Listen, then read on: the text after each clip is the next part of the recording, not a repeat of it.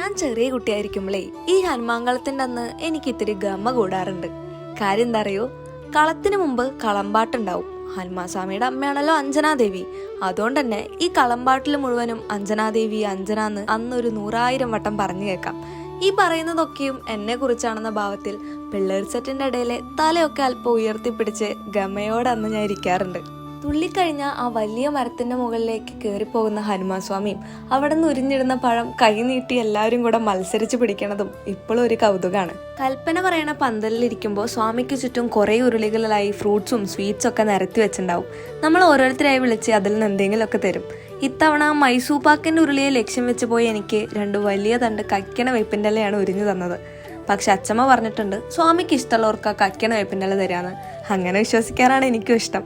കളം കഴിഞ്ഞ അവസാനം പ്രസാദത്തിൽ നിന്ന് ആ ഉഴുന്നുവടയും കൂടെ കിട്ടിയപ്പോൾ എനിക്ക് അങ്ങോട്ട് സന്തോഷമായി.